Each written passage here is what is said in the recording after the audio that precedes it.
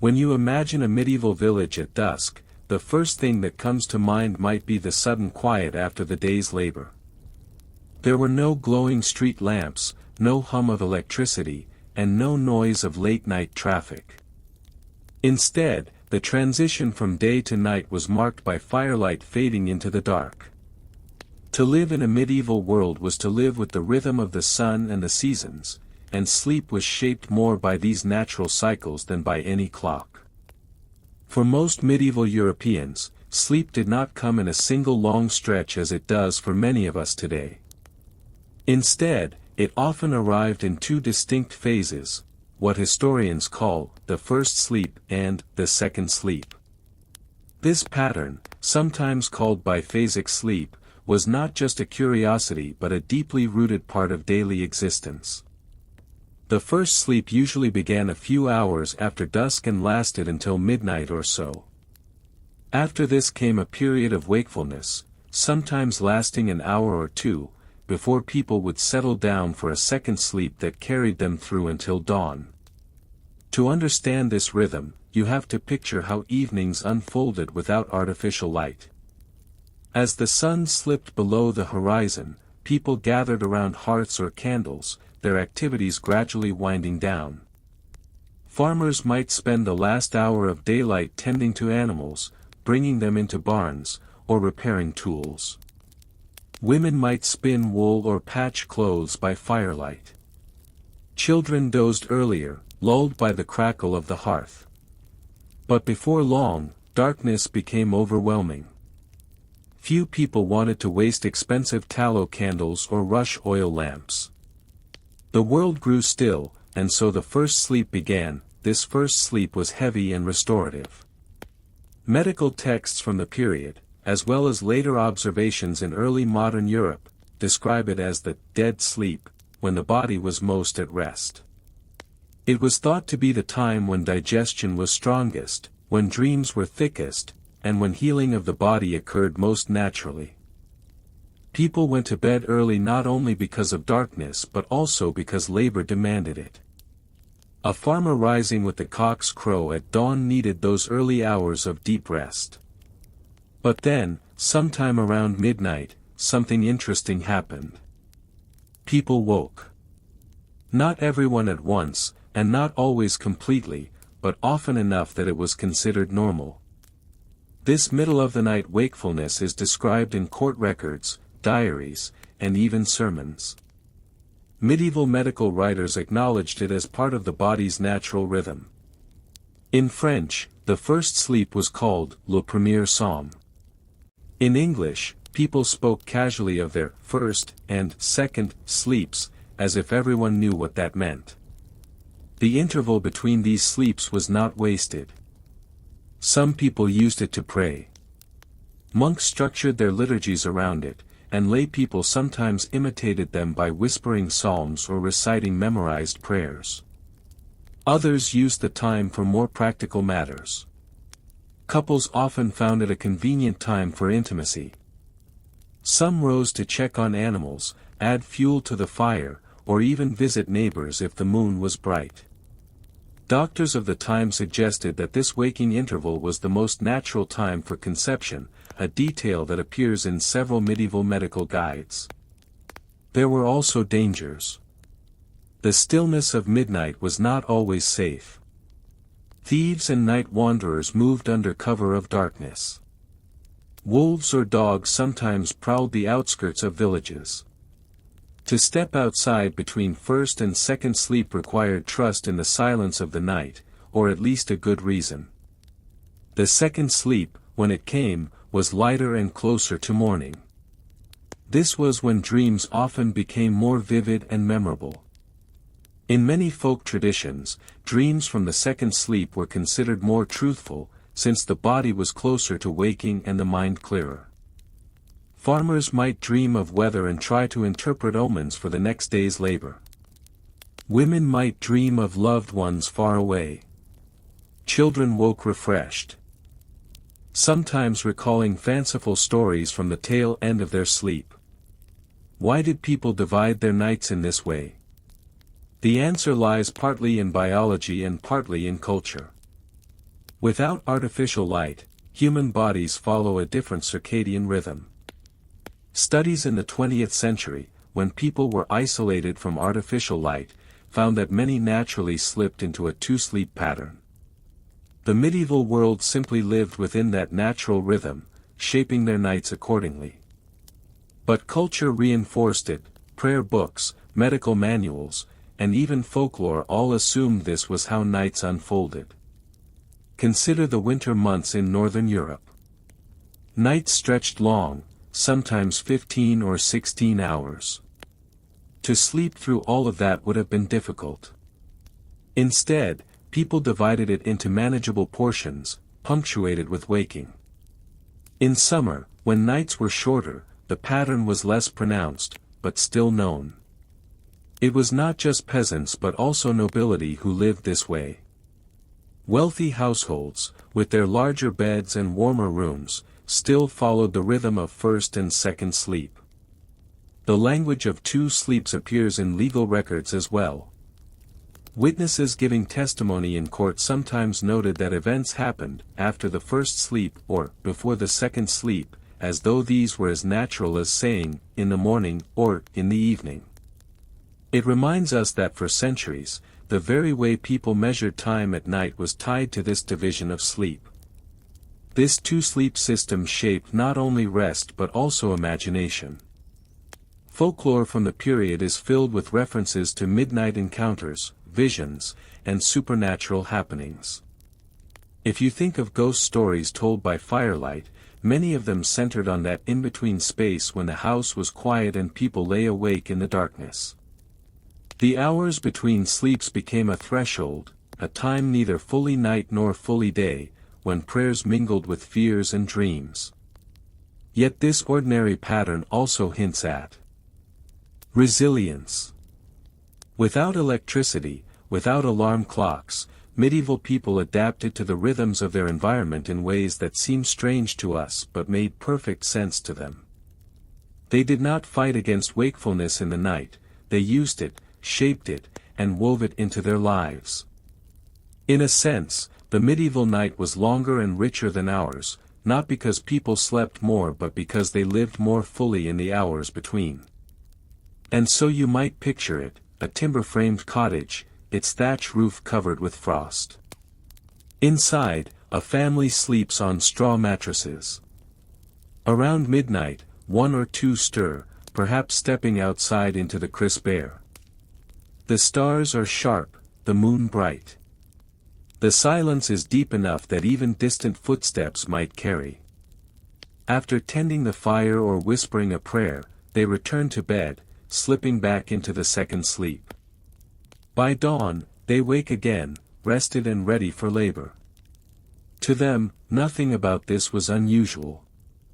But when did people stop speaking of first and second sleep? At what point did this ancient rhythm of the night fade into history, leaving us with the single stretch of slumber we consider normal today?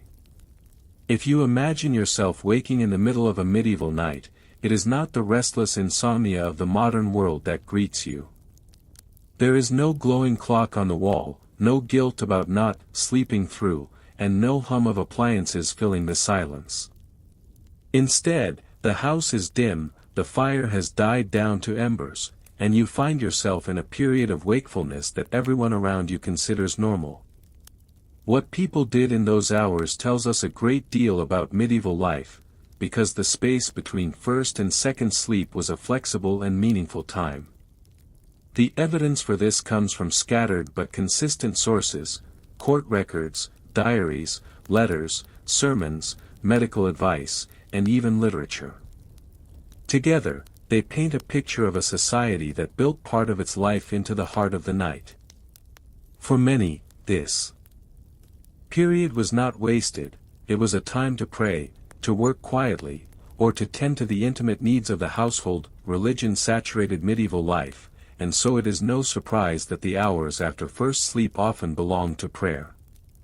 Monastic communities structured their nights around vigils and matins, nighttime services that fell at intervals between dusk and dawn.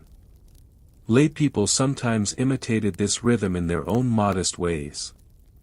A 15th-century English devotional guide suggested that waking in the night was a chance to repeat the Pater Noster, the Lord's Prayer, or to meditate on Christ's suffering. Folk belief often blended with formal religion. Some believed that prayers said after first sleep reached heaven more clearly, because the soul was purified by deep rest. For the pious, the quiet of midnight created a rare solitude, away from the noise of daytime obligations. Imagine a peasant woman lying awake after first sleep. She might pull a rosary from beside her bed and whisper prayers for her children's health. A merchant, traveling and staying at an inn, might offer thanks for safe passage thus far. Even those who were not overtly devout could treat the wakeful hours as a contemplative pause. For many, the hours between sleeps were practical. With long winter nights stretching up to 16 hours, sleep could not fill them all. Rising in the dark to stoke the fire or check on animals was common. Embers had to be tended, lest the hearth go out completely and need to be rekindled in the morning. In farmhouses, the care of livestock sometimes demanded midnight attention, calving, lambing, or simply making sure animals were safe from predators. Women especially used this time for small domestic tasks. Sewing, mending, or spinning wool by lamplight filled the hours. Although candles and oil were precious, households often set aside a little for night work.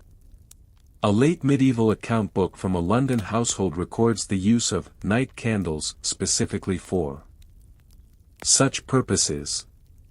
Even food preparation might take place at this time. Bread dough could be left to rise after first sleep, then tended during the waking interval before being baked at dawn. Brewing, too, sometimes demanded attention in the middle of the night. For many households, the boundary between day and night blurred in these practical rhythms. Perhaps the most intimate use of this time was between husband and wife. Medical writers of the Middle Ages often recommended the hours after first sleep as the most suitable for marital relations. They argued that the body was rested, digestion had settled, and desire was strongest. The advice was echoed in folk tradition. Several court testimonies from the 16th century, for example, describe events happening after the first sleep in precisely this context. This pattern makes sense in practical terms. Medieval homes, especially peasant cottages, were crowded. Privacy was scarce.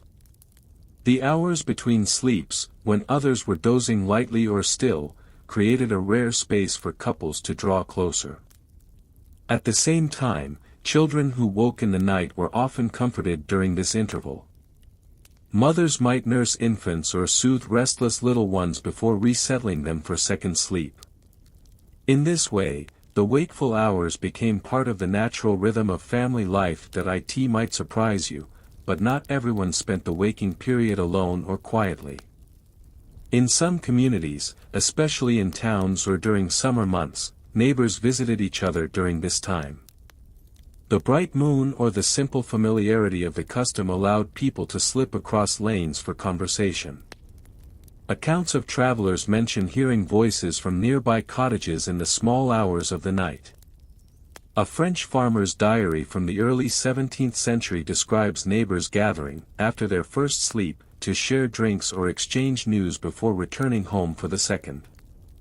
Storytelling, too, often filled this interval. Families sitting by a rekindled fire might pass the time with tales, whether religious parables or folk tales about saints, spirits, or mischievous creatures of the night. Certain trades required nighttime labor. Bakers rose long before dawn, often beginning their work during the interval between sleeps. So did brewers, millers, and some types of textile workers. City watchmen patrolled streets during these hours, keeping guard against fire or theft. Inns and taverns, especially in large towns, sometimes stayed open into the night, serving travelers or local customers who kept unusual hours. Even legal and medical records reveal people active at midnight. One court case from 16th century France recounts a dispute that broke out between neighbors after first sleep, involving accusations of theft. Another describes a midwife being called in the hours between sleeps to assist with childbirth. Clearly, the waking interval was recognized as part of the usable night. Perhaps the most fascinating use of this time was inward rather than outward. People frequently reflected on their dreams during the wakeful interval. Dreams from the first sleep were often considered heavy and confusing, while those from the second were thought lighter and more prophetic. The period of wakefulness in between allowed people to mull over their visions, to seek meaning in them, or even to record them if they were literate. Dream books circulated, offering interpretations of common symbols. A dream of water might signify fertility, a dream of fire danger, a dream of a journey the arrival of unexpected news. Sitting awake in the quiet, people puzzled over these images, shaping their expectations for the coming day. Not all midnight waking was peaceful. The dark hours between sleeps also carried associations with danger.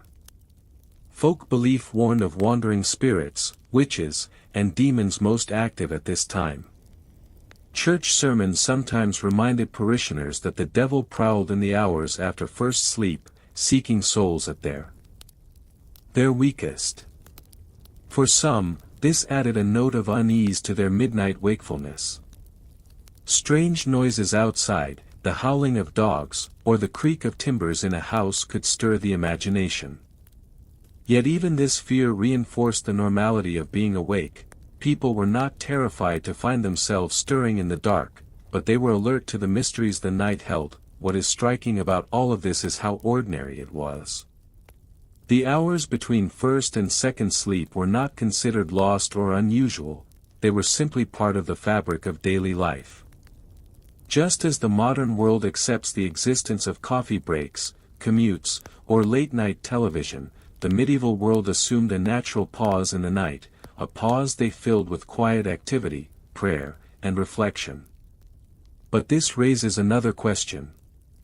If biphasic sleep was so ingrained, so much a part of ordinary life, then why did it fade away? What happened to make the idea of a first and second sleep nearly vanish from memory? And how did the modern expectation of one long, unbroken night's rest replace it so completely? If you close your eyes and imagine a medieval household slipping into its second sleep, it might feel natural, even timeless. Yet this pattern, once so ordinary, has almost completely vanished from memory. Today, the very idea of waking in the middle of the night is treated as a problem, a sign of insomnia, something to be cured rather than embraced. The question, then, is how such a long-established rhythm of human rest could vanish so quietly. The disappearance of the two sleeps was not sudden, but rather the result of deep changes in economy, society, and above all, technology. Perhaps the most significant force in the decline of segmented sleep was the spread of artificial lighting. For most of the Middle Ages, candles and oil lamps existed but were costly. Ordinary households rationed their use carefully. When the sun went down, darkness truly descended, encouraging early sleep. But, beginning in the late medieval and early modern periods, lighting grew more accessible. By the 16th century, wealthier homes in cities could afford to illuminate their evenings with multiple candles. By the 17th century, street lighting began appearing in some towns, first as simple lanterns and eventually as organized systems. In Paris, lanterns hung from cords across streets by royal decree, lighting up stretches of the city at night. London followed with its own street lamps. Though crude by modern standards, these lights extended the usable hours of the evening. The effect was profound. With evenings brighter, people stayed awake longer. Shops, taverns, and workshops could operate past dusk. Families lingered in conversation, music, or reading. As bedtime crept later, the natural, first sleep, shifted closer to midnight, and the interval of waking grew compressed or disappeared altogether. another quiet revolution came in the form of stimulants. Coffee, arriving in Europe in the 16th and 17th centuries, changed sleep as much as light did. The drink first gained popularity in the Ottoman Empire, then spread through Venetian trade into Europe. Coffeehouses appeared in London by the mid-1600s, quickly becoming hubs of conversation, politics, and business. Tea, imported from China, and later chocolate from the Americas, joined coffee in reshaping social life. These drinks were consumed in the evening, encouraging alertness. People who might once have grown drowsy after sunset now stayed active later. With bedtimes pushed back, the neat division between two sleeps began to blur. The medieval village lived by sun and season, but the early modern city increasingly lived by the clock. As towns grew, so did the need for coordination. Markets, courts, guild meetings, and transport all depended on shared schedules. Mechanical clocks, first found in cathedrals and public towers, spread into private homes by the 17th century. The more life was measured by precise hours, the less flexible night became. Employers expected workers to rise at fixed times. Military drills, school lessons, and even church services grew stricter in their timing. The notion of a long pause in the middle of the night became less practical in societies that demanded punctuality at dawn. By the 18th and 19th centuries, the Industrial Revolution drove the final wedge between humanity and the old rhythm of night. Factories operated on rigid schedules, often beginning work at dawn. Workers had little freedom to adjust their sleep to the natural cycle of first and second rest. Employers demanded steady, predictable labor, and this required uninterrupted sleep at night. Artificial lighting had advanced further by this point. Gas lamps lit city streets, and eventually kerosene lamps and electric lights brought brightness deep into the night. Night was no longer the natural boundary it once had been. Families spent hours after sunset working, reading, or socializing, and so they went to bed later, too late for a first and second sleep to make sense. Even domestic space changed. The crowded peasant cottages of the Middle Ages, where wakefulness was a shared, communal experience, gave way to houses with separate bedrooms, greater privacy, and different expectations. Sleep became individualized and increasingly medicalized, shaped by new ideas about health and productivity. Medical opinion also shifted. By the 18th century, doctors began to describe continuous, uninterrupted sleep as the healthiest form of rest. Waking in the night was increasingly framed as a disorder. The old notion of two sleeps, once a given, became a curiosity or a relic of rustic ignorance. Insomnia became a recognized complaint, and advice literature encouraged people to retrain themselves to sleep through the night. The very language changed. The terms first sleep and second sleep gradually vanished from everyday use. By the 19th century, references to them in diaries and literature grew rare. Instead, people spoke of a good night's sleep as one long block. The cultural memory of biphasic nights faded so thoroughly that by the 20th century, historians had to rediscover it by combing through old records. It is hard, now, to imagine the richness of those in-between hours. For medieval people, the night was not merely a blank interval of unconsciousness. It was layered with meaning, time for prayer, for quiet tasks, for intimacy, for dreams. The disappearance of first and second sleep meant not only a change in rest but also a narrowing of night itself. Where once the dark contained a natural pause, a gentle rhythm between two halves of slumber, the modern world demands efficiency. Darkness is banished by electric bulbs, wakefulness at midnight is labeled a disorder, and sleep is measured in neat increments by doctors and apps. What was once ordinary now feels strange. And yet, studies in the 20th century have shown that when modern people are deprived of artificial light, they often fall naturally into a two-sleep pattern, waking in the night without distress. It suggests that the medieval rhythm still lies buried in us, waiting beneath the surface. Perhaps the body remembers what culture has forgotten. So the story of first and second sleep is not only about the past.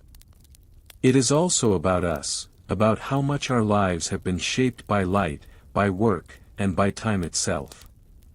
And it leaves us with a curious question: if all the lights went out, if the clocks were silenced, would we, too, begin once again to live in two sleeps, as our ancestors once did?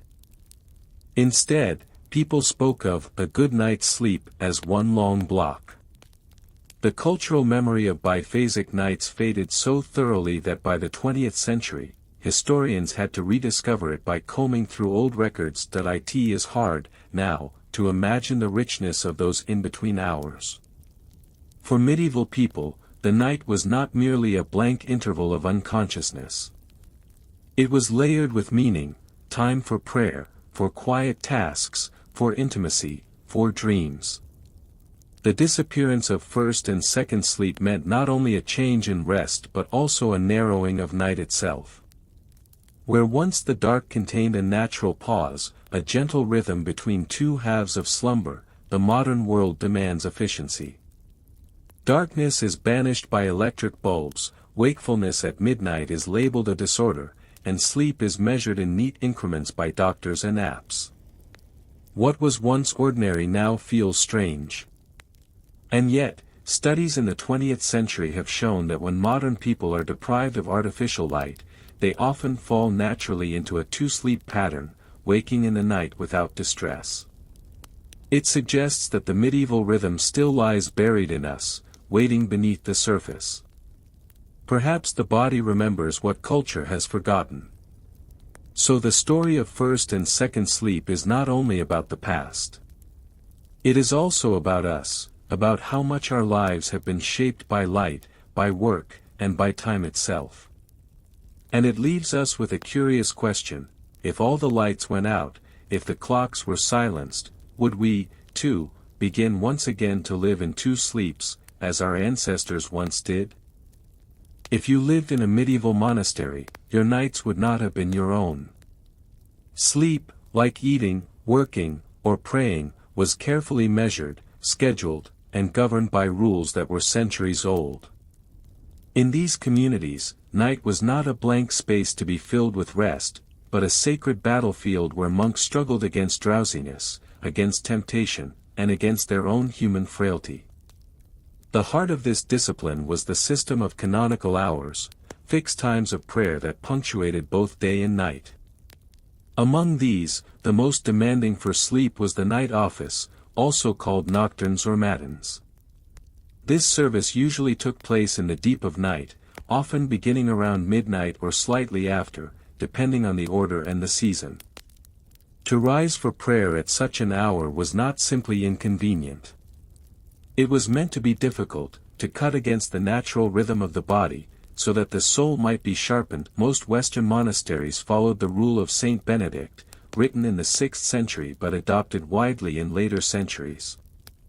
The rule prescribed not only prayers and work but also sleep. According to Benedict, monks were to go to bed early, sleep clothed, and be ready to rise at the appointed time. Sleep was not an indulgence but a tool, carefully rationed. The number of hours allowed for sleep varied by season.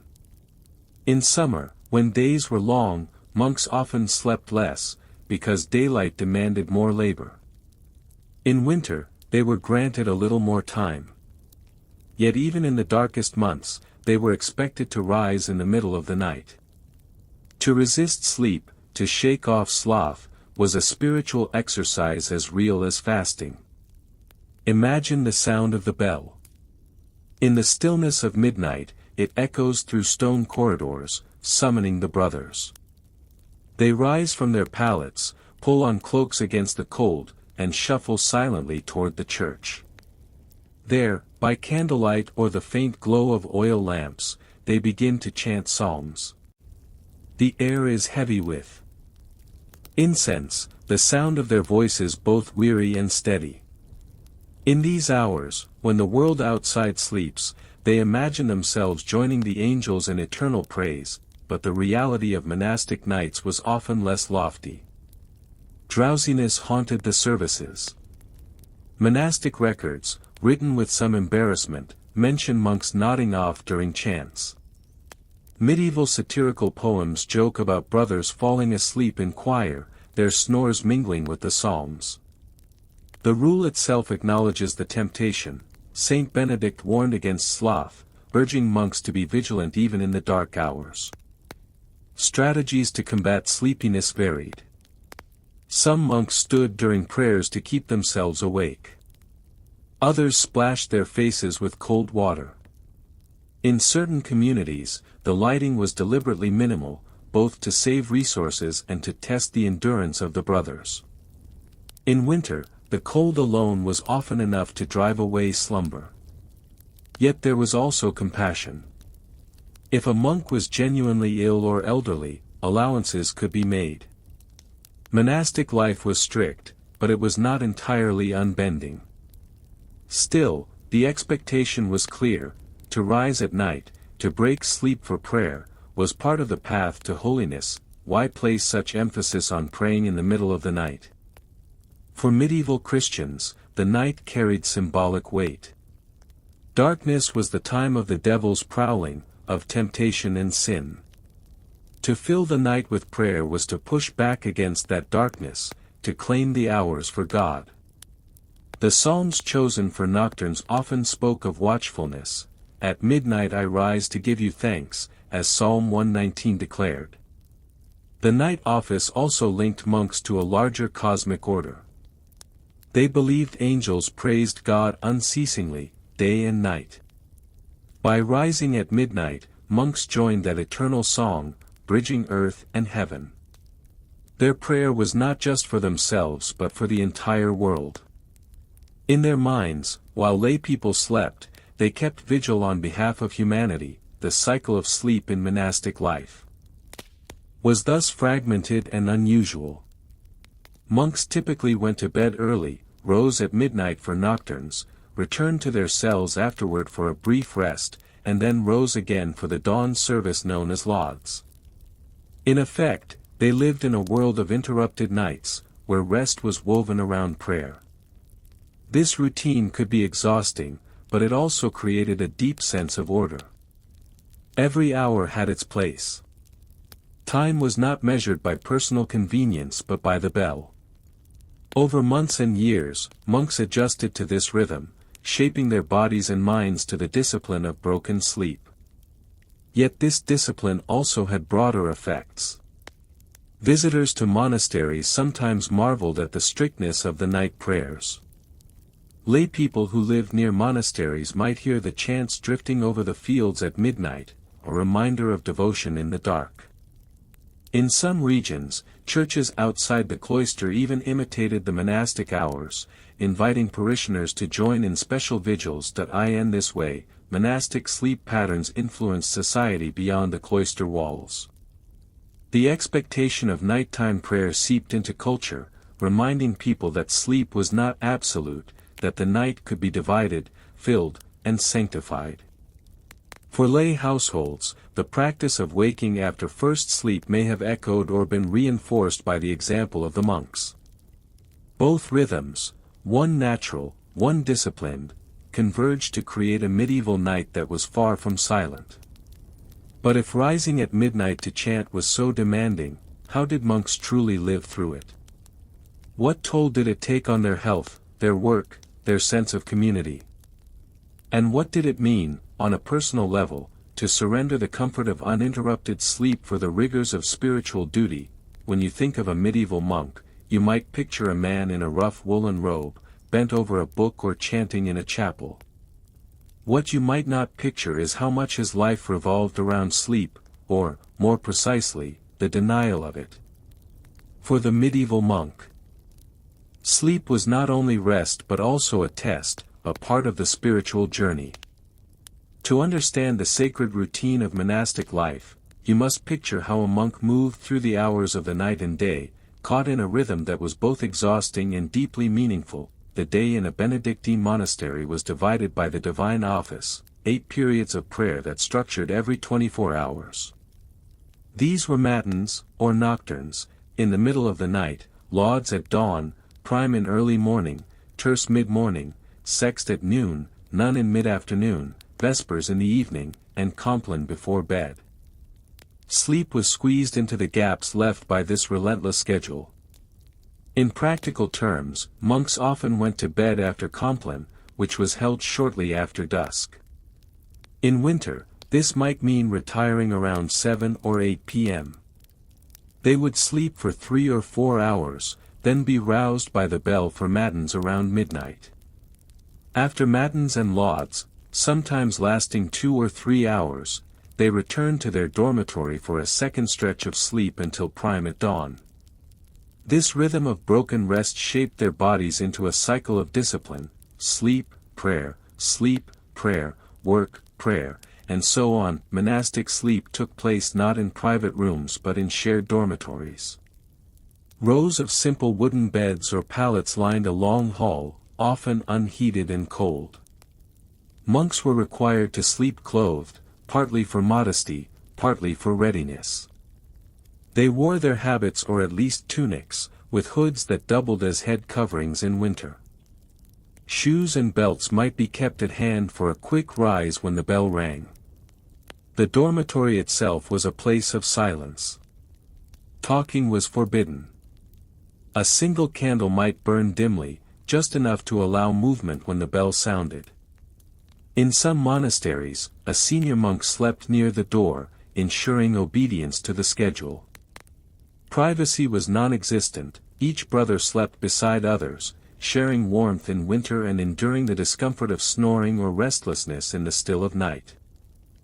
The hardest part of monastic sleep was not falling asleep, it was waking. The bell in the middle of the night cut through dreams, through the deep first sleep of the body, demanding obedience. To resist the temptation to remain in bed was itself seen as spiritual training. Monks were taught that sloth was a gateway to sin, while watchfulness was a form of purity. Accounts from the period describe the discipline of rising as an ongoing struggle. Some monks stumbled half awake into the chapel. Others fell asleep standing during psalms.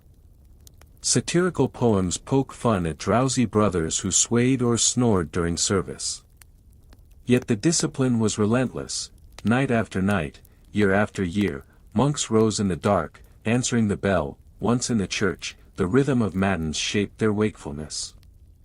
The service consisted of psalms, readings, and hymns. The chanting of psalms, often done in a steady, repetitive tone, created a meditative atmosphere. The cold stone of the chapel, the dim flicker of candles, the echo of voices, these sensory details defined the monk's experience of night. Some described the service as heavy, a struggle against exhaustion. Others found it deeply moving. The silence of the world outside, the sense of joining in an eternal cycle of prayer, gave the hour a unique spiritual weight. In their eyes, they were keeping watch like shepherds at Bethlehem, like Christ in Gethsemane, like angels around God's throne. After matins and lauds, the monks returned to the dormitory for a second rest. This sleep was lighter, shorter, and sometimes restless, but it prepared them for the dawn. By the time the bell rang for prime, the monks had already lived through a cycle of sleep and prayer that most people today would find disorienting. To them, however, it became normal, a rhythm drilled into body and soul. The consequence of broken nights was often weariness during the day. Yet the rule of Saint Benedict required balance: ora et labora, pray and work. Monks worked in fields, gardens, kitchens, or scriptoria, copying manuscripts by hand. Fatigue was constant, but work itself was part of discipline. The challenge was not merely to endure sleeplessness but to continue in obedience and productivity despite it. Some monasteries adjusted the schedule slightly in recognition of human limits. Naps in the afternoon, especially in summer, were sometimes allowed. The siesta balanced the broken night, creating a different rhythm from both modern sleep and medieval lay patterns. The breaking of sleep was never only practical. It carried theological symbolism. Rising in the night mirrored the vigilance urged by Christ, "Keep watch, for you do not know the hour." To rise against the body's desire was to participate in spiritual warfare, resisting temptation. Sleep was not just rest but a battleground, where sloth could be conquered through obedience.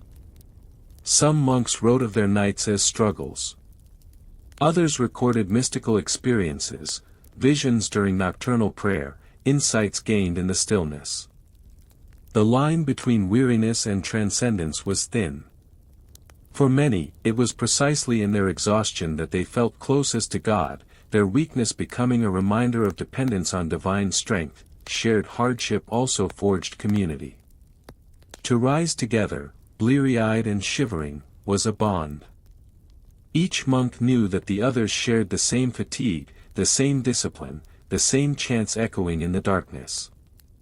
The communal dormitory, the collective rising, the united voices in prayer, all reinforced the sense of belonging to something larger than oneself. But this raises a further question. While monastic communities lived this fragmented sleep as a sacred calling, what impact did it have on the wider society outside the cloister? Did the bells of midnight prayer reach into the lives of lay people? And how did the monastic rhythm of broken nights leave its mark on the culture of sleep beyond monastery walls? When bells rang out from monastery towers in the stillness of the night, they were not only calling monks from their beds. The sound carried across fields and villages, reaching the ears of shepherds, farmers, and townsfolk. To those beyond the cloister, the bells were both a reminder of time passing and a constant background presence, marking hours in which they might still be awake, already asleep, or somewhere in between. In this way, the disciplined sleep of monks left an imprint on medieval society, whether people consciously noticed it or not. Before the invention of mechanical clocks, bells were the primary markers of time. The monastery's schedule became the village's schedule, too. The ringing at matins announced that the monks were awake and praying, even if the lay folk stayed in bed. Lauds at dawn signaled the break of day. Vespers and Compline marked the evening and the approach of night. For peasants and craftsmen, these bells were useful guides. Work in the fields might begin when prime sounded. Markets might align with sext or none. The bells stitched human life into the same fabric of hours that ordered monastic prayer. In a world without watches or clocks, the monastery acted as a public timekeeper. Though ordinary people did not always rise at midnight to pray, the monastic rhythm reinforced the idea that nights could be divided. The concept of waking in the middle of the night, between a first sleep and a second sleep, was common in medieval households. This cultural acceptance of segmented sleep likely drew strength from the visible example of the monastery. If monks rose to pray in the dark, then waking in the night to stoke the fire, tend to animals, or even offer a brief prayer seemed natural, even expected. Peasants may not have followed the divine office, but they lived in a society where the division of night was normalized by the most visible religious communities of their age. In times of crisis, such as famine, plague, or warfare, the idea of breaking the night into waking and resting periods gained further meaning. Villagers might gather for vigils, praying for deliverance. Merchants and travelers often worked or moved under cover of darkness, aligning their efforts with hours when monks, too, were known to be awake. Soldiers on watch at night often compared themselves to monastic brothers, keeping guard against worldly dangers while monks guarded against spiritual ones. Thus, the monastic habit of broken sleep became a metaphor for vigilance across society. To rise in the night was to participate, however faintly, in a larger culture of watchfulness. In some regions, the monastery became the central keeper of rhythm not just for sleep, but for all aspects of daily life. The tolling of bells regulated baking, milling, and farming. Even cities, as they grew, often borrowed monastic schedules to shape the ringing of parish church bells. This made the monastery not only a spiritual center but also a temporal one, a reminder that the human day was more than labor and rest. It was punctuated by prayer, reflection, and shared time. This had subtle but lasting consequences. If time itself was divided by bells, then sleep, too, became easier to imagine as something not continuous but punctuated, shaped by sacred order rather than personal desire. The weariness of monks also became an example to the laity. Hagiographies, the lives of saints, often praised holy men for their broken sleep, their resistance to drowsiness, and their tireless devotion to prayer. To rise in the night was seen as proof of holiness, a sacrifice that ordinary people might imitate in small ways, especially during special seasons like Lent. Some lay confraternities even practiced nocturnal vigils, intentionally interrupting their sleep in imitation of the monks. Over time, this association between interrupted sleep and holiness spread into literature, sermons, and folk wisdom. To wake in the night was not simply an accident, it could be a spiritual opportunity. Though most modern people no longer rise to the tolling of bells at midnight, traces of this world remain. Our language preserves it, keeping vigil, burning the midnight oil, and even the practice of night prayers in some Christian traditions all descend from monastic rhythms. The very idea that time can be carved into hours, each with its own meaning, owes something to the disciplined clocks of the cloister. In this sense, medieval monks shaped not only their own sleep but the cultural imagination of sleep for centuries to come. The world outside their dormitories learned to think of nights not as an unbroken stretch of oblivion, but as a layered experience, half rest, half awareness, half ordinary, half sacred. So as the last bell of Compline faded into the night, monks lay down knowing they would soon rise again. Their sleep was never entirely theirs. It belonged to the rhythm of prayer, to the community, to God. And yet, through their discipline, they gave shape to the nights of others as well. But this leaves us with a lingering question: if the monks transformed medieval nights by sanctifying sleeplessness, what happened when those rhythms met the restless, chaotic world of the towns, where merchants, travelers, and tavern keepers gave night a different kind of life altogether? Imagine yourself standing in a narrow medieval street after sunset. The daylight has faded, and the shadows have thickened between tall, timber-framed houses leaning toward each other above a cobbled lane. A few lanterns flicker on doorways, but most windows are dark. The air smells faintly of wood smoke, ale, and refuse. Somewhere nearby, a dog barks, then another. You hear the creak of a cartwheel retreating into silence. The medieval town at night was not fully asleep, nor was it fully awake. It existed in an in-between state, a rhythm shaped by commerce, curfew bells, watchmen's patrols, and the restless activity of its inhabitants. To understand how people slept in such a place, you must first see how life in towns pulled against the natural darkness of the night. One of the most important signals in the medieval town was the curfew bell. In many European towns, the bell rang shortly after sunset, instructing households to bank their fires, shut their doors, and withdraw indoors. The word curfew itself comes from the French couvre-feu, meaning cover the fire. The idea was partly to reduce the risk of fire spreading through densely packed wooden houses, and partly to maintain order after dark. But in practice, the curfew bell rarely silenced a town completely. Bakers might continue their work by the glow of their ovens, for bread was often baked at night. Alehouses might still buzz quietly with patrons unwilling to end their drinking. Watchmen walked the streets, calling out the hours. Lovers, thieves, and desperate traders moved quietly through the alleys.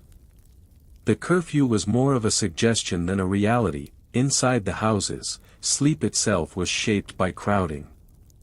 Many families, especially poorer ones, lived in one or two rooms. Beds were shared not only by couples but by children, servants, and sometimes guests. A single straw mattress or a wooden platform with blankets could hold several people, all pressed close for warmth. Privacy was rare. The sounds of snoring, shifting bodies, and restless children were part of the nightly experience.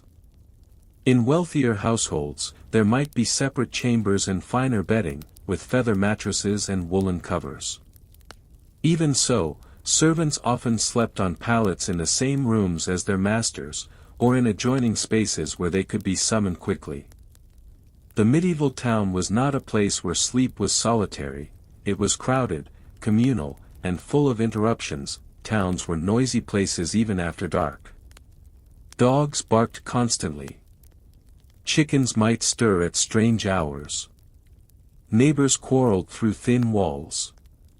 Carts rattled over cobblestones when merchants brought goods in before dawn. Watchmen called the hours in loud voices, sometimes accompanied by rattles or horns to ward off thieves.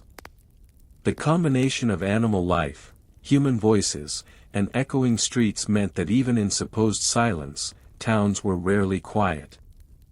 For many, sleep was not continuous but broken, punctuated by noise.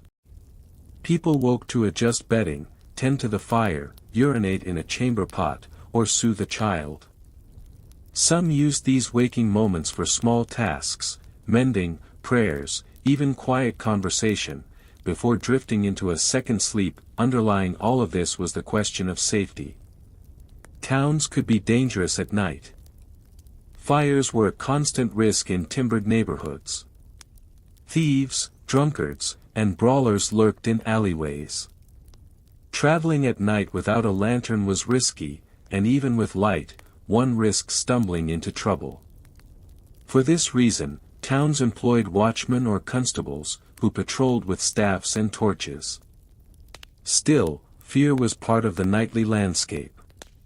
People barred doors, shuttered windows, and kept weapons nearby. Sleep was always somewhat vulnerable, shaped by the need to remain alert. The divided nature of medieval sleep, two stretches broken by a wakeful period, fitted naturally with this environment, since rising in the middle of the night allowed households to check fires, livestock, and locks. Not all night activity was secretive or dangerous. Markets, too, sometimes stretched into dark hours. Bakers worked through the night to have bread ready for dawn. Butchers and brewers sometimes began early, making use of cool night air. Fishermen returned before sunrise, selling their catch while the streets were still half asleep. For them, the middle of the night was not a time of rest at all, but of labor. This created a strange overlap. While some families curled into shared beds after the curfew, others were just beginning their nightly work. The town never entirely slept. Like the countryside and the monastery, towns were also shaped by religion. Parish churches sometimes held vigils or night prayers, and the tolling of bells still marked hours. Religious festivals often included processions or celebrations that stretched into the night, filling the streets with noise and light. These moments blurred the line between sacred duty and communal festivity, between sleeplessness as discipline and sleeplessness as joy. When you put all these pieces together, you see that the medieval town was a place where sleep was fragile, social, and easily interrupted. Unlike the quiet rhythms of rural life or the disciplined hours of monastic communities, towns were restless. They were defined by noise, danger, labor, and opportunity, all pushing against the stillness of night. And this leads to a question worth carrying forward: if town sleep was so disrupted, by noise, fear, and activity, how did people adapt? What strategies did they use to make rest possible in such an environment? If you imagine yourself trying to sleep in a medieval town, you can almost feel the interruptions. The barking of a neighbor's dog, the cry of a drunkard in the street, the rattle of the night watch, the creak of timbers in your own house, it was rarely truly silent. Add to this the dangers of fire, theft, and overcrowding, and you see that town sleep was an exercise in patience. Yet medieval people develop ways to cope, ways that made rest possible even under difficult circumstances. Point 1 of the first strategies was physical security. Families barred their doors with wooden beams and secured shutters over windows. These barriers were meant not only to keep thieves out but also to prevent sudden fires from spreading. Inside, people often kept small weapons close at hand, knives, staves, or even farm tools. It was not uncommon for a head of household to rise during the wakeful period between first and second sleep to check doors, shutters, and the banked fire. This routine gave a sense of control, allowing families to rest more easily knowing that precautions had been taken. Watchmen, too, played a role. Though not always reliable, their presence in the streets offered some reassurance. They called out the hours partly to remind townsfolk that someone was awake and watching. In some towns, neighbors were required to take turns keeping watch, which spread responsibility across the community. The structure of household sleeping also helped people cope with vulnerability. Sleeping together in groups offered security. A thief would think twice before breaking into a house where several people lay side by side, ready to wake at the slightest noise. Families shared warmth this way, but they also shared alertness. A restless sleeper, a coughing child, or a snoring adult could stir others awake. Far from being an inconvenience, this meant that households were rarely plunged into total oblivion. Someone was almost always lightly awake, ready to notice danger. Noise was harder to control. Dogs barked, neighbors quarreled, carts rattled over cobblestones. For this, medieval people relied less on silence than on habit. They learned to sleep through certain sounds by sheer familiarity. Just as modern city dwellers tune out sirens or traffic, medieval townsfolk grew accustomed to the clatter of their environment, yet some forms of noise were actively managed. Curfew laws sometimes forbade loud gatherings after dark. Tavern keepers could be fined for keeping customers too long into the night. Town charters occasionally mentioned regulations against night drumming, shouting, or horn blowing, evidence that the problem was real and persistent. The danger of fire was so great that it shaped nightly habits. Hearth fires were usually covered with ash or embers at bedtime, but they still needed checking. The wakeful period between first and second sleep gave families a chance to stir coals, adjust logs, or make sure flames had not spread. This rhythm, sleep, wake, sleep again, was not just natural but necessary. The night waking was a built-in fire precaution, ensuring that no household slumbered straight through while danger crept silently across rooftops. In this way, segmented sleep was a form of communal safety. What did people actually do during those wakeful hours? Records suggest a wide variety of activities. Some prayed quietly, believing the night to be a sacred time. Others performed small household chores, mending, sharpening tools, preparing food for morning. Couples often used the time for intimacy. Children might wake for food or comfort. This interlude made the long winter nights less oppressive. Instead of struggling for unbroken sleep, people embraced a two-stage pattern: 4 hours of deep rest, 1 or 2 hours of wakefulness, and then another stretch of lighter sleep until dawn. Sleep in towns was often disturbed not just by noise and danger, but also by illness. Cold, damp houses contributed to coughs and fevers. Physicians of the time offered advice: avoid overeating before bed, sleep with your head elevated, keep fresh air circulating when possible. Herbal remedies were also common. Infusions of valerian, chamomile, or poppy seeds were recommended to calm the body. Wealthier households sometimes invested in heavier curtains around beds, both to keep out drafts and to dampen noise. Canopy beds were as much about comfort and protection as about display. Coping with town sleep was not just an individual matter. Communities enforced collective responsibility. In some towns, if a fire broke out at night, every household was required to send help. Bells rang furiously to rouse the population, and buckets were passed from door to door. Similarly, neighborhood watches relied on rotating duty, making every family partly responsible for nighttime order. Thus, the fragility of sleep in towns was bound together with shared duty. Each person's rest was linked to their neighbor's vigilance. Perhaps the most important coping strategy was acceptance. Medieval townspeople did not expect nights to be silent or safe in the way we do today. They assumed interruptions, noises, and dangers. To them, waking in the night was ordinary, not a problem to be solved. This mindset, of accepting rather than resisting broken nights, helped people live with the imperfections of urban life.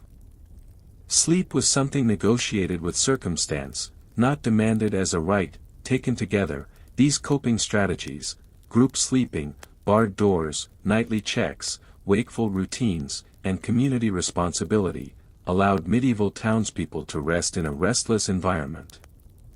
Their nights were never perfectly quiet, but they were survivable.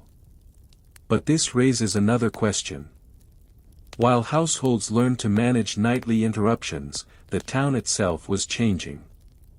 As commerce expanded and taverns flourished, night became not only a time of rest but also of opportunity. How did this growing culture of night activity shape the very meaning of sleep in medieval towns? When you think of a medieval town, it is tempting to picture its nights as empty, streets deserted, houses shuttered, and people tucked away in sleep. But that picture is incomplete.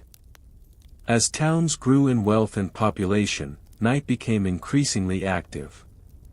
Work, trade, and entertainment all stretched into hours once reserved for rest. For townspeople, sleep was not only something. When you think of a medieval town, it is tempting to picture its nights as empty, streets deserted, houses shuttered, and people tucked away in sleep. But that picture is incomplete. As towns grew in wealth and population, night became increasingly active. Work, trade, and entertainment all stretched into hours once reserved for rest. For townspeople, sleep was not only something fragile, it was something constantly in competition with the possibilities of the night. The most visible night workers were bakers. Bread was the staple of medieval diets, and it had to be fresh at dawn. That meant mixing dough, tending ovens, and baking loaves in the small hours of the night. If you had wandered through a town after midnight, you might have seen the glow of ovens, heard the scrape of paddles, and smelled the yeasty warmth of bread rising in the dark. Brewers, too, often worked at night. Brewing was a lengthy process, and in crowded towns, the cooler hours of night were useful for certain stages. Butchers sometimes began work before dawn, preparing meat for early markets. Fishermen returning with their catch sold it in the half-light of morning, their voices mixing with those of bakers and brewers as the town stirred to life before sunrise. For these workers, night was not for sleep but for labor. Their exhaustion was managed in stolen naps or daytime rest, further fragmenting the town's rhythms of sleep. Night was also the domain of taverns. Alehouses stayed open after curfew, sometimes quietly, sometimes brazenly. Singing, gambling, and storytelling spilled into the streets. Town authorities often complained about disorderly drinking after dark, but taverns thrived because they offered warmth, company, and escape from the day's toil. For many townspeople, especially the poor, taverns were extensions of the household. If your home was cramped and smoky, the alehouse provided relief. This meant that for some, night was not a time of rest at all but of sociability. Sleep was postponed until after the tavern closed, or until ale-heavy fatigue finally demanded it. In some places, night markets appeared, especially near city gates or docks. Merchants arriving late might sell by lantern light, while travelers on the road preferred to enter town under cover of darkness to avoid tolls or bandits. Such activity blurred the boundary between day and night, turning the darkness into an economic space. Even ordinary households engaged in small-scale night trade. A candle burning in a window might signal bread for sale, ale available, or a bed offered to travelers. The town's economy did not fully close with the curfew bell, it merely shifted into subtler forms. Of course, where there was commerce, there was also crime. Night watchmen tried to maintain order, but thieves, pickpockets, and burglars thrived in shadow. Gambling dens and brothels often operated at night, filling the hours with activity that town authorities both condemned and tolerated, since such places also brought in fines and unofficial income. This darker side of night culture reinforced the fragility of sleep. To lie in bed in a town was to know that, outside, the streets carried risks, fires, fights, thefts, and temptations. What emerges from all this is a picture of sleep not as a universal constant but as a kind of privilege. Wealthier townsfolk, with curtained beds and servants to manage household duties, could enjoy deeper and longer rest. Poorer families, crowded into shared rooms and pressed by labor schedules, often sacrificed sleep to survive. Night workers lived in cycles of exhaustion, their rest split and rearranged to fit economic necessity. The very meaning of sleep became divided. For some, it was sacred and protected. For others, it was secondary to the demands of bread, ale, or coin. Over time, this tension between rest and activity shaped the cultural meaning of night. To some, it was a time of danger, when devils and sins lurked, when the body's weakness revealed its vulnerability. To others, it was an opportunity, a time for labor, love, or pleasure, away from the eyes of authority. In sermons, priests warned against the sins of sleeplessness, drunkenness, gambling, lust. In folk songs, by contrast, the night was celebrated as a space for romance, storytelling, and freedom. Night became a contested space, both feared and desired, both holy and profane. The medieval town's restless nights foreshadowed modern cities.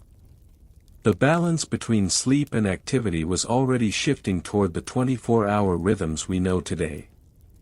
Bakers and brewers were forerunners of the night shift worker, taverns were early echoes of nightlife. The very struggle to rest in noisy, crowded conditions is one that urban dwellers still recognize centuries later. In this way, the medieval town reveals something timeless, that sleep is never only biological. It is social, cultural, and economic. It is shaped not only by the body's needs but also by the pull of community, labor, and desire. So, when townspeople lay down after curfew, pressing close in crowded beds while dogs barked and bakers stoked ovens, their sleep was never their own. It belonged to the rhythms of commerce, to the sounds of neighbors, to the dangers and pleasures of the night. And perhaps this leaves us with the most curious question of all: if sleep in the countryside was shaped by nature, and sleep in monasteries was shaped by prayer, then what does it mean that in the towns, sleep was shaped above all by commerce? You are standing at the edge of a medieval town as dusk begins to fall. The sun has slipped behind the horizon, painting the sky with long streaks of red and gray.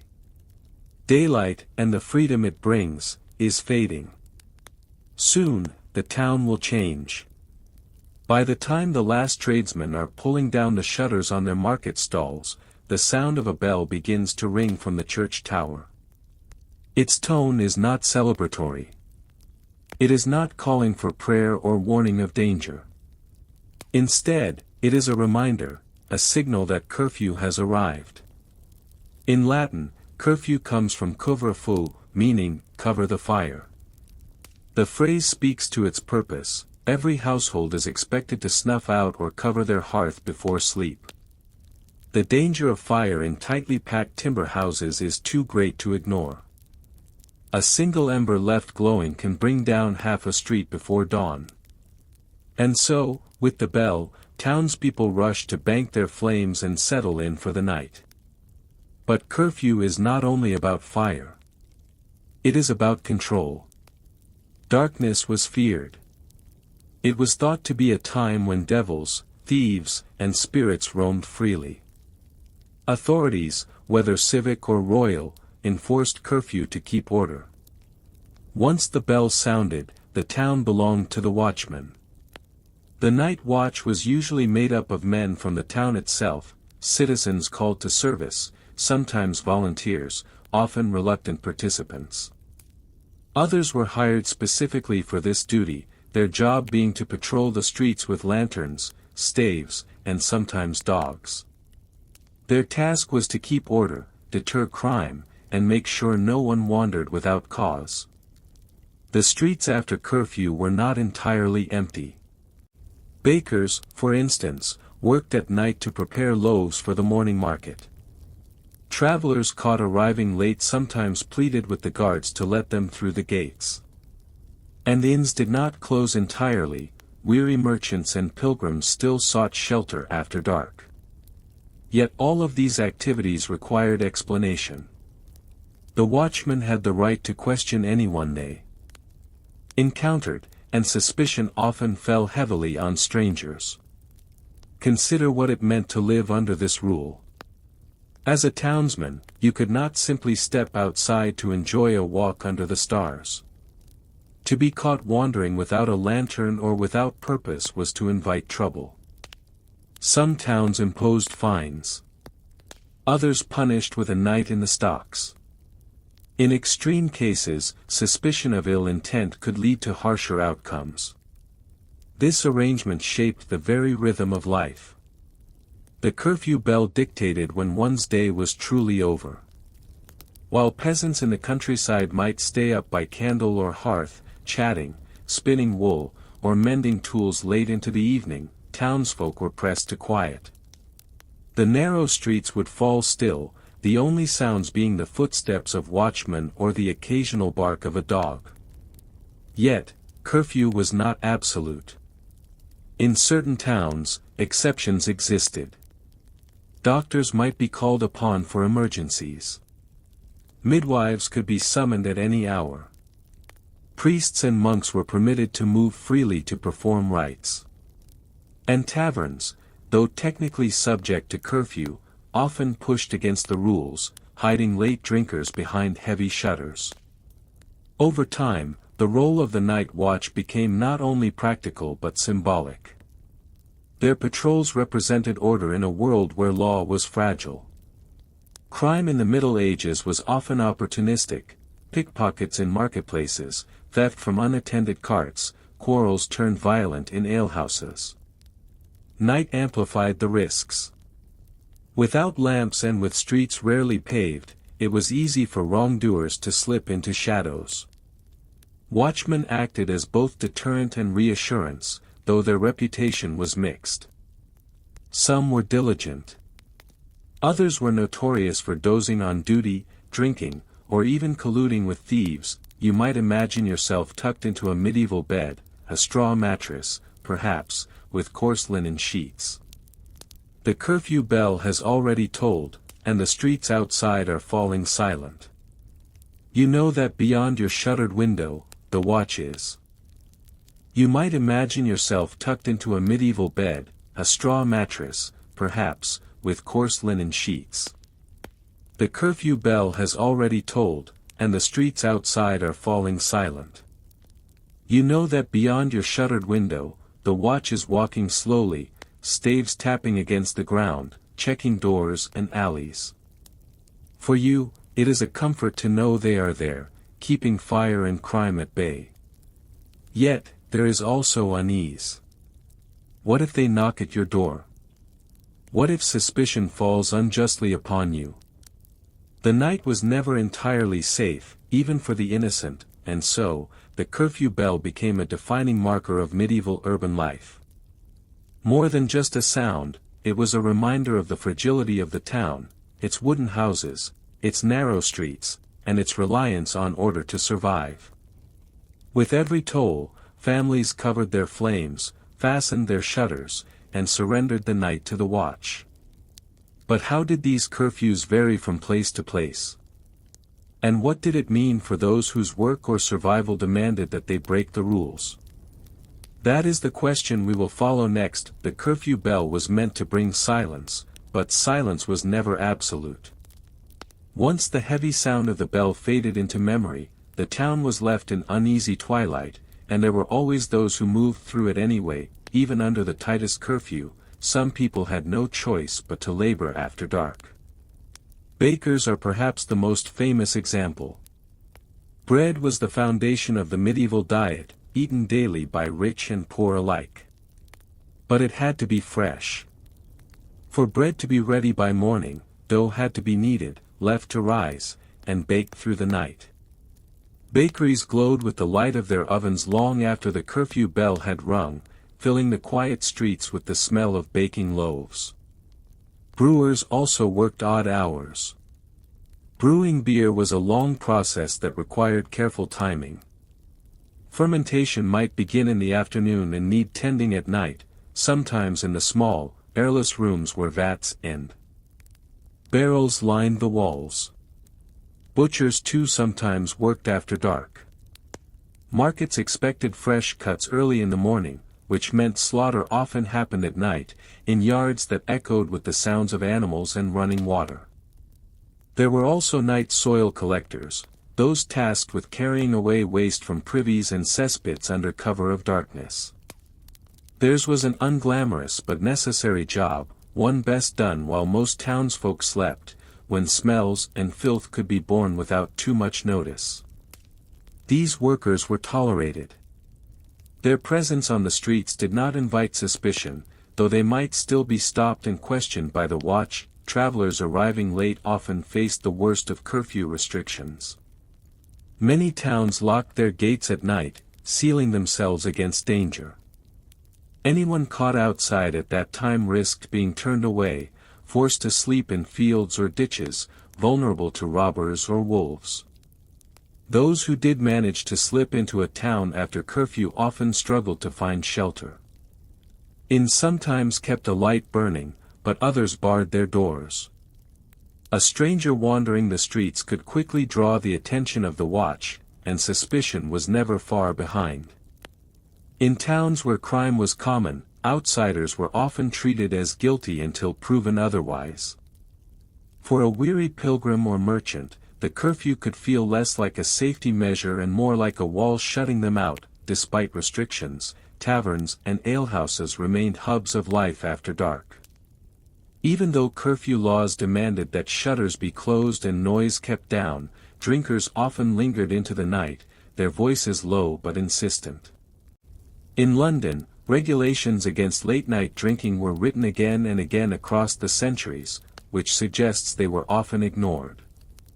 In Paris, taverns were sometimes raided by the watch, with fines handed out to both owners and patrons. Yet the demand for ale and companionship rarely waned. Inside, the atmosphere was smoky, lit by tallow candles that guttered in the draught. Men gathered to play dice, sing songs, or settle scores. Women, sometimes alewives, sometimes companions, poured drink and exchanged gossip. The tavern after curfew was both a refuge and a danger, a place where bonds were made, but also where arguments flared into violence. Night amplified crime. Darkness provided cover for thieves, who slipped into unguarded workshops or scaled low walls into gardens. Pickpockets thrived in the press of alehouses, while cutpurses struck at those foolish enough to stumble home drunk with coin still in hand. More serious crimes also occurred.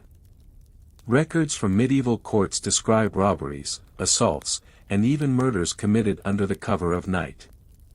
The watch did what it could, but without lamps on every corner or quick means of communication, it was nearly impossible to keep the entire town safe. Punishments for crimes committed after curfew were often harsher than those committed in daylight. To strike, steal, or kill at night was considered more dangerous, more dishonorable, and more disruptive to the fragile peace of the community. For ordinary townsfolk, the curfew was a double-edged sword. On one hand, it promised protection. On the other, it cast suspicion on anyone who strayed from it. Even the most innocent night wanderer might be questioned. Imagine a poor apprentice sent by his master to fetch water after the bell. He walks quickly, clutching his jug, only to be stopped by 2 watchmen. Where is he going? What proof does he have? If his answer does not satisfy, he may find himself held until morning. Or consider a midwife called suddenly to help at a difficult birth. Though her work is essential, she too must face the watch, explaining herself while every moment counts for the mother and child waiting in a darkened room. These encounters reveal the tension between rule and necessity, between order and life's demands, while smaller towns often obeyed curfew more closely. Larger cities were harder to control. In London, Paris, or Florence, the demand for trade, travel, and pleasure often kept activity alive long after the bell. In Paris, the watchmen of Notre Dame were famous for their rounds, yet taverns flourished in side streets despite repeated bans. In Florence, artisans worked through the night to keep up with orders, their hammers and tools echoing into the dark. In Venice, the canals carried gondolas at all hours, with trade and smuggling blending together under the cover of night. In such places, curfew was less about silence and more about managing chaos. The watch tried to keep order, but they could never fully extinguish the pulse of the city. The mixed reputation of watchmen reflected these limits. Some were known for their diligence, pacing their routes, tapping their staves, and checking on fires. Others were notorious for idleness. Records from London describe watchmen found asleep at their posts or drunk on ale meant for others. This inconsistency meant that curfew was never absolute. Those determined to break it often did so, slipping into shadows or bribing watchmen to look the other way. Ultimately, the curfew created 2 worlds, the official world of order, ruled by the bell and the watch, and the hidden world of necessity, vice, and survival that carried on regardless. By day, a town was filled with noise, trade, and the movement of people. By night, it split in 2, the obedient within their shuttered homes, and the disobedient or desperate slipping through the dark. Both worlds coexisted, each dependent on the other. Without bakers, brewers, and butchers, the town could not eat. Without taverns, people lost their place of meeting. Without travelers, merchants, and pilgrims, trade faltered. The curfew was never truly unbroken. It was a line constantly tested, bent, and reimagined by those who lived under it. But did curfew make medieval towns safer, or did it simply shift activity into shadows, creating new dangers while trying to control old ones? That is the puzzle we will explore in the next section, as we look at the long-term effects of curfews and the eventual transformation of the night watch into something larger. The first beginnings of modern policing, the curfew bell was never just about fire. It was about safety, authority, and the uneasy management of night. For centuries, it shaped the rhythm of urban life. But nothing in history remains fixed. Over time, the rules of the curfew shifted, the duties of the night watch evolved, and a new system of order began to emerge, one that still echoes in our modern world. By the late Middle Ages, especially in larger cities, the curfew bell began to lose its force. Urban growth made it nearly impossible to enforce. A town of a few thousand could be silenced by a bell and a handful of watchmen. But a city of tens of thousands, spread across winding lanes, rivers, and marketplaces, never truly slept. In London, for instance, the ringing of the bell at St. Martin-le-Grand in the 14th century was still meant to mark the extinguishing of fires and the closing of taverns. But already, complaints surfaced that many ignored it. Merchants stayed awake balancing their accounts. Journeymen gathered in secret to discuss wages. Young men roamed in groups, testing their luck against the watch. In Paris, too, the nightly bell at Notre Dame remained a tradition, but the city's appetite for nightlife, from taverns to gambling houses, proved stronger than regulation. The bell still tolled, but it no longer commanded obedience. It became more symbolic than binding, a faint reminder of an older order. As cities grew, so did crime. The night watch could no longer be a casual duty assigned to reluctant citizens. It needed more structure. In England, statutes were passed to make watchkeeping a formal obligation. In 1285, the Statute of Winchester required every town to maintain a watch from sunset to sunrise, with watchmen authorized to stop, question, and even arrest anyone they considered suspicious. This law reinforced the idea that the night was inherently dangerous, and that movement after dark was reason enough for doubt. But even with these laws, enforcement was uneven. Some towns hired permanent watchmen, paying them small wages. Others rotated the duty among householders, forcing even merchants and artisans to stand guard at night.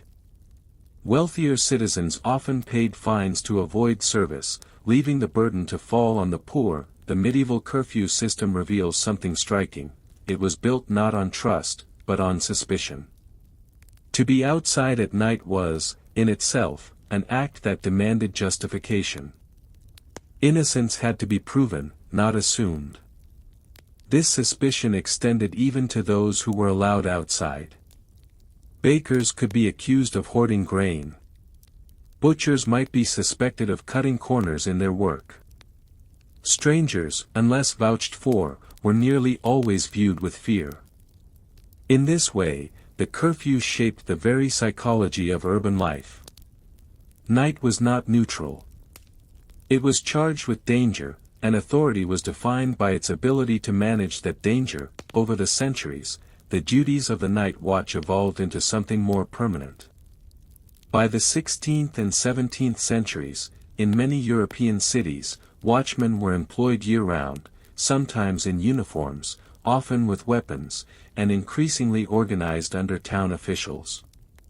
In London, the watch became an institution, though its reputation was mixed. By the 18th century, watchmen were often elderly, poorly paid, and mocked for their inefficiency. Satirical writers described them as half asleep in doorways, too weak to chase thieves, yet still carrying their staves as symbols of authority.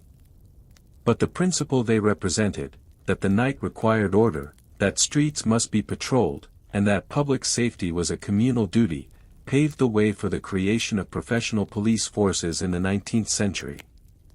The ringing of the curfew bell had long since faded, but the spirit of the watch lived on in new institutions. Though we no longer live under curfew bells, echoes of them remain. City ordinances still regulate nightlife, noise, and fire safety. Modern police patrols trace their ancestry back to those first watchmen with lanterns and staves. And in times of crisis, wars, pandemics, or unrest, curfews are still imposed, showing how deeply the idea of controlling the night is embedded in human societies. Even the phrase curfew lingers in everyday speech, a reminder of medieval bells tolling across darkened towns. Perhaps what is most striking about the medieval curfew is how it reveals the fears and priorities of its age. Fire, crime, and the unknown shaped every decision. The bell was less about extinguishing a flame than about managing a fragile community where order could easily collapse. For the peasant in the countryside, night was a time of rest, shaped by work and the seasons. For the monk, night was devotion, broken into sacred hours. For the townsman, night was suspicion, law, and the sound of watchmen pacing outside shuttered doors. Each way of sleeping, each way of living the night, reflected the world around it. Imagine the moment, centuries ago, when the curfew bell rang out over a medieval town. The sound drifted across rooftops, down narrow alleys, into kitchens where fires were covered and bedrooms where shutters were drawn. Families gathered close, listening for the last toll. Outside, the watch began their slow patrol, their lanterns flickering like small stars against the dark. And beyond them, in the fields or forests, true darkness spread, a darkness that no bell or staff could ever truly control. Today, we sleep without bells commanding us. We lock our doors, perhaps glance at a clock glowing softly in the dark, and lie down in beds far softer than straw pallets. Yet in some small way, the memory of those medieval nights lingers. It lingers in the way we still equate night with danger, in the way we rely on others to guard us as we sleep, and in the way we mark time not just by day, but by the rituals of evening. The curfew may be gone, but the question it posed remains: who owns the night, the people, or those who guard it?